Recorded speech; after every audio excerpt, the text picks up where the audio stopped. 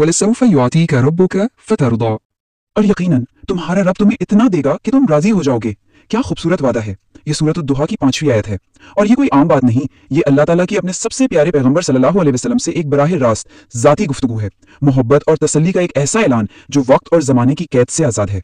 تو اس وعدے کی اصل گہرائی کو سمجھنے کے لیے چلیں ذرا اس وقت میں چلتے ہیں جب یہ آیت نازل ہوئی تھی۔ تو سوال یہ پیدا ہوتا ہے کہ آخر اس آیت کے نازل ہونے کی وجہ کیا بنی؟ ایسی کیا بات تھی اور اس میں وہ کون سی امید چھپی تھی جس نے آگے چل کر تاریخ کا رخ بدل دینا تھا؟ ہوا یہ کہ ایک ایسا وقت آیا جب وحی کے آنے میں کچھ دیر کے لیے ایک وقفہ آ گیا۔ اب جو مخالفین تھے انہوں نے اس خاموشی کا آپ کہہ لیں کہ غلط فائدہ اٹھایا، تانے دینے شروع کر دیے، باتیں بنانا شروع کر دی، اور یہاں تک کہہ دیا کہ نعوذ باللہ اللہ نے اپنے نبی کو چھوڑ دیا ہے۔ آپ خود سوچیں یہ لمحات رسول اللہ صلی اللہ علیہ وسلم کے دل پر کتنے بھاری گزرے ہوں گے۔ اور پھر ٹھیک اسی لمحے میں جب چاروں طرف سے مایوسی پھیلانے کی کوشش ہو رہی تھی، اللہ تعالیٰ نے اپنے پیارے محبوب کو ایک ایسا جواب دیا، ایک ایسی تسلی دی جو ہمیشہ کے لیے تاریخ میں امر ہو گئی۔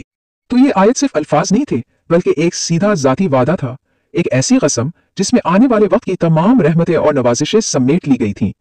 گویا اللہ تعالیٰ فرما رہا تھا کہ اے میرے محبوب، یہ عطا کا سلسلہ رکا نہیں ہے، بلکہ اب تو وہ عطائیں شروع ہونے والی ہیں جو آپ کے دل کو مکمل طور پر پوری طرح سے راضی کر دیں گی۔ یہاں ایک لفظ پر غور کرنا بہت ضروری ہے، فترضا۔ دیکھیں عربی زبان میں جو رضا کا لفظ ہے نا، یہ صرف خوش ہونے سے کہیں زیادہ گہرا ہے۔ یہ ایک ایسی کیفیت ہے، ایک ایسا مقام ہے جہاں دل کو مکمل سکون مل جائے، اطمینان مل جائے، اور ایک ایسی خوشی ملے جو کبھی ختم نہ ہو۔ تو یہ کوئی دنیاوی فائدے کا وعدہ نہیں تھا، یہ تو ایک ابدی روحانی خوشی کا وعدہ تھا۔ تو چلیں اب یہ دیکھتے ہیں کہ یہ آسمانی وعدہ زمین پر حقیقت کیسے بنا، اور یہ وعدہ پورا بھی ہوا۔ کیسے؟ دنیا میں دیکھیے نبوت کا وہ عظیم مقام ملا، قرآن جیسی لازوال کتاب عطا ہوئی، ایک پوری امت وجود میں آئی، اور بے شمار فتوحات نصیب ہوئیں۔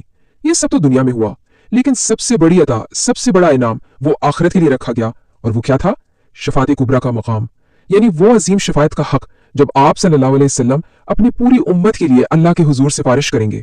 تو اس وعدے کا جو عروج ہے نا، وہ آخرت میں نظر آئے گا جب رسول اللہ صلی اللہ علیہ وسلم اپنی امت کے لیے سفارش کریں گے، اور آواز آئے گی، اے میرے محبوب اپنا سر اٹھائیے، مانگیے، آپ کو عطا کیا جائے گا، سفارش کیجیے، آپ کی سفارش قبول کی جائے گی۔ اصل میں یہی ہے وہ مقام رضا، یہی ہے وہ مکمل اطمینان جس کا وعدہ کیا گیا تھا۔ اور یہ سمجھنا بہت ضروری ہے کہ یہ وعدہ صرف تاریخ کی کتابوں کے لیے نہیں ہے، نہیں، یہ آج بھی، اس لمحے بھی ہر اس دل کے لیے امید کی کرن ہے جو کسی بے چینی یا مایوسی کا شکار ہے۔ تو آئیے مل کر دعا کرتے ہیں کہ اللہ تعالیٰ ہمیں بھی اپنے محبوب صلی اللہ علیہ وسلم کے صدقے وہ رضا نصیب فرمائے، وہ اطمینان عطا کرے جس کے بعد کوئی ناراضگی، کوئی بے سکونی باقی نہ رہے، آمین۔ یقیناً اس آیت کا پیغام ہم سب کے دلوں میں سکون اور امید کی ایک ایسی شمع روشن کرتا ہے جو کبھی نہیں بجھ سکتی۔